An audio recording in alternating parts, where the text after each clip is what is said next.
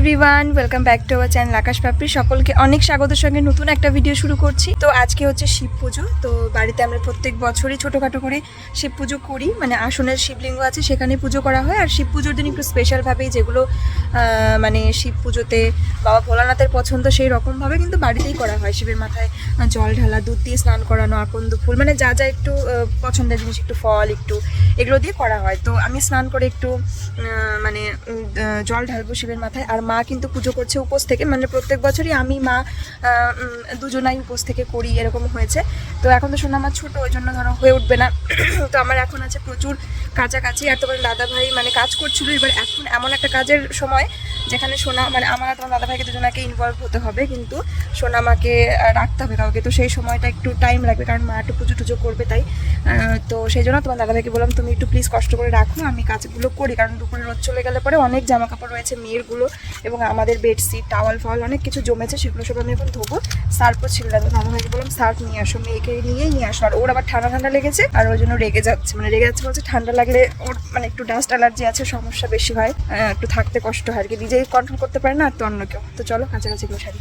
তিনটে আলাদা আলাদা পাত্রে জামা কাপড় সব ভিজিয়ে রেখেছি, কারণ ভিজিয়ে রাখলে কিন্তু জামা কাপড়গুলো ভালো পরিষ্কার হয়। আর মেয়েরগুলো তো অবশ্যই আলাদা করে রাখবো। আর এখন সেই সুযোগে বাসনগুলো মেজে নেব, আর বাসন মাজা হয়ে গেলে জামা কাপড়গুলো ভালো করে কেচে মেলে দেবো, তারপরে স্নান করব। এবং আজকে শিব পুজো, তোমাদের বললামই আজকের দিনে জানো তো আমরা অনেক বছর গেছি মানে শিব পুজোতে গঙ্গা স্নানে, আমাদের পাটুলি ঘাট গঙ্গা আছে সেখানে আমরা গঙ্গা স্নানে যেতাম। এবং আজকে এই শিব পুজোর দিনে কিন্তু প্রচুর লোকজন, মানে শয়ে লোকজন কিন্তু গঙ্গা স্নানে যায়। তো এখন যায় না, যেহেতু সোনামা ছোট, আর ঠান্ডাও লেগে যায়, ঠান্ডা অলরেডি লেগেই রয়েছে। আর গঙ্গা স্নানে গেলে এবং ওই আসা যাওয়ার সময় হাওয়া বাতাসে ঠান্ডা লেগে যায়। কাছাকাছি কমপ্লিট, দাম আমার বেরিয়ে গেছে। এবারে চলো এগুলো মেলে দিই। চলো, সুন্দর রোদ আছে, কিন্তু রোদ ভালোভাবে লাগে না সব জায়গায়। চলো জামা কাপড়গুলো ছড়াই।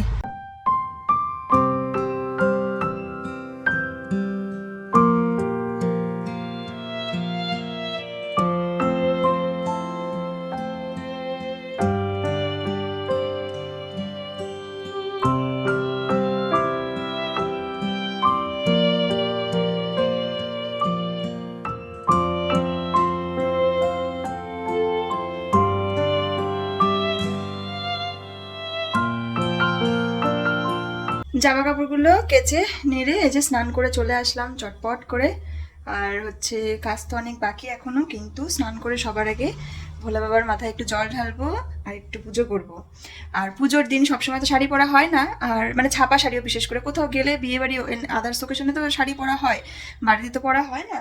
মানে পরে খুব কাজকর্ম করতে বা মানে অভ্যাস না থাকলে একটু অসুবিধাই হয়। যাদের আবার শাড়ি পরে অভ্যাস মা কাকিদের, তাদের শাড়ি না পরলে অন্য কিছু পরিয়ে দিলে আবার তারা আনকমফোর্টেবল ফিল করবে, পরতেই পারবে না। তো ভাবলাম চলো আজকে একটু শাড়ি পরা যাক। এই যে একটা ছাপার শাড়ি বের করে নিয়েছি, যে শাড়িগুলো বাড়িতে ধরো বাড়ির একটা বিশেষ পুজো, কারণ চারিদিকে শুধু ভোলা বাবার জয়ের ধ্বনি, মানে পুজো হচ্ছে বোঝা যাচ্ছে, তো আলাদাই একটা ফিলিং। তো সেই সমস্ত দিনগুলো তো শাড়ি পরতে মন যায়। তো চলো আমি শাড়িটা চট করে পরে চলে আসি। এই যে চলো চট করে পরে তোমাদের দেখাচ্ছি শাড়িটা পরে কেমন লাগছে।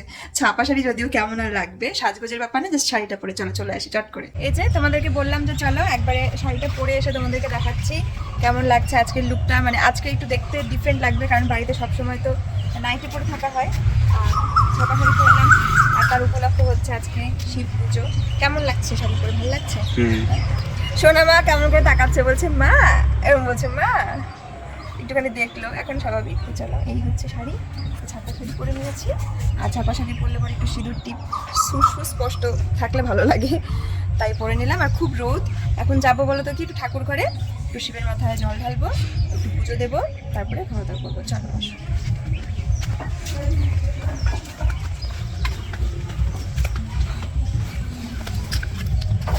মা কিন্তু পুজো দিয়ে দিয়েছে, আর আমি এখন এই যে দেখো আমাদের ছোট্ট শিবলিঙ্গ, আর এখানে আমি এখন একটু ভোলা বাবার মাথায় একটু দুধ ঢালবো। আমার জন্য মাকে রেখে দিতে বলেছিলাম একটুখানি ফুল আর একটুখানি, এগুলো হচ্ছে প্রসাদ। পুজো করা হয়ে গেছে, আর একটু এই যে জল, যেটা আর কি বাবার মাথায় ঢালতে হবে। তো চলো। পুজো দিচ্ছ না তুমি? না ধরতে না পুজো দেবে।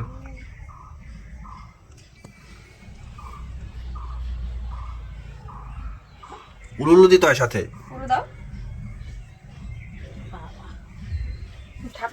ঠাকুরকে দাও, ঠাকুরকে দেখাতে না। চলো আমরা দিই, মানে পুজো নম করে এটা রেখে দাও। একটা নাও, তুমি একটা ফুল নাও, নম করে ঠাকুরকে দেবো, বাবা ভোলানাথকে দেবো। আগে আগে স্নান করিয়ে নি আগে না।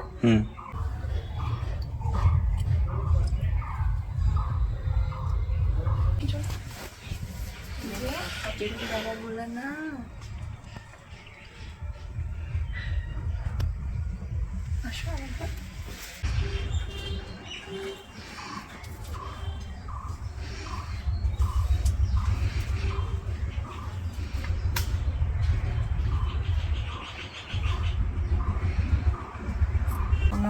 এরকম করতে হয় যে ঠাকুর এখানে এখানে ঠাকুরকে এই যে হ্যাঁ নম করে নি, নম করে নি।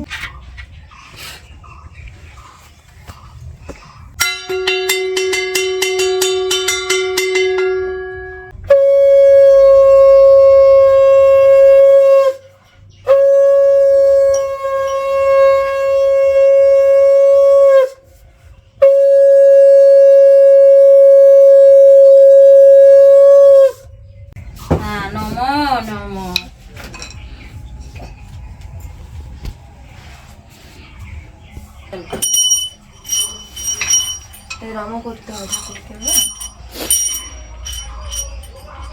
এই যে এরকম না, এরকম করতে হয়। এই দেখো, হ্যাঁ দেখো দেখো দেখো।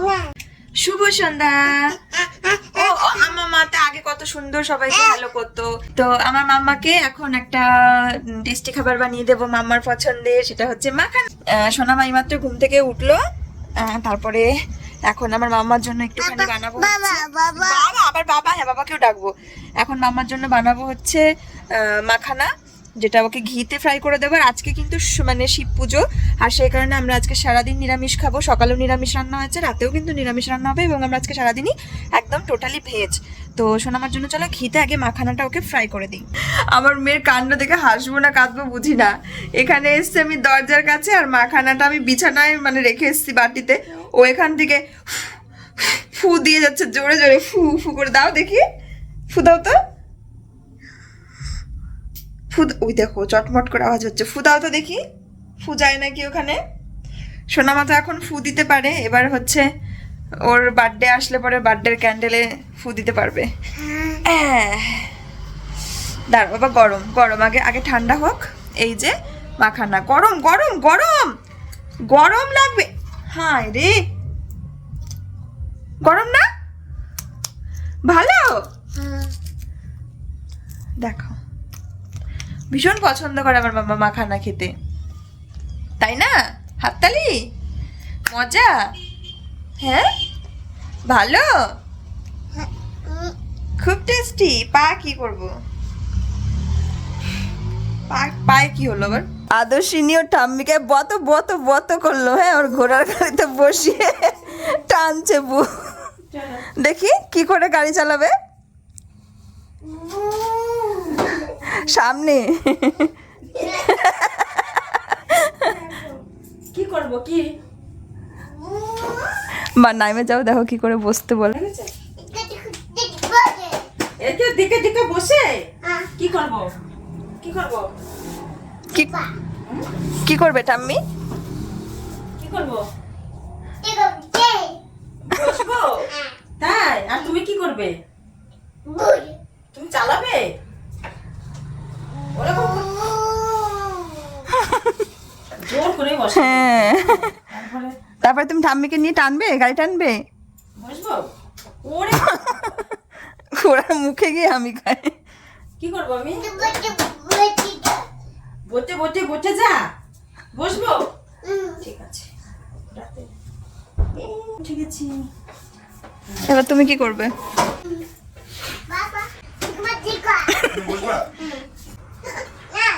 ও টানবে, হ্যাঁ বসো বসো বসো, একটু হালকা করে বসো।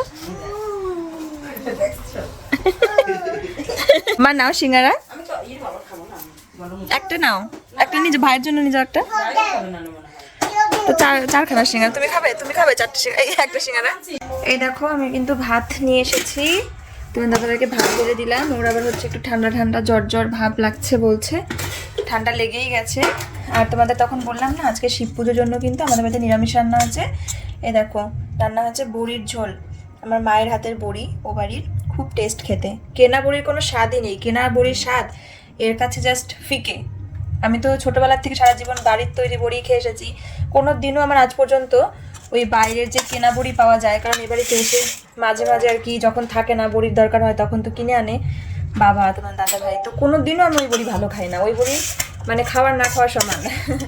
কিন্তু এই বড়ির যে কি টেস্ট, বাড়ির তৈরি বড়ি দারুণ খেতে। নিশ্চয় যাদের বাড়িতে বড়ি দেওয়া হয় তারা বুঝবে আমার ব্যাপারটা, কথাটা। তো এখন কিন্তু নিরামিষ তরকারি দিয়ে আমরা ভাত খেয়ে নেবো গরম গরম। আর এখন আমরা কিন্তু খাওয়া দাওয়া করতে বসে পড়লাম। আর আজকে তো তোমাদের বললাম পুরোপুরি ভেজ হবে, কারণ প্রত্যেক বছরই কিন্তু আমরা শিব পুজোর দিন করে নিরামিষ খাই পুরো সারা দিন, এবং অন্যান্য পুজোতেও আমরা খেয়ে থাকি। আর নিরামিষটা খুব সুস্বাদু হয়েছিল, মা বলছিল যে কেমন হয়েছে জানি না। আর নিরামিষটাও কিন্তু খুব সুস্বাদু হয়েছিল, বড়ি দিয়ে, সিম দিয়ে, আলু দিয়ে, বেগুন দিয়ে একটা তরকারি করা হয়েছিল। তো চলো চটপট খাওয়া দাওয়া সেরে নিই, এরপরে কিন্তু মেয়েকে ঘুম পাড়াবো, এরপর কিন্তু মেয়েকেও খাইয়ে ঘুম পাড়াবো।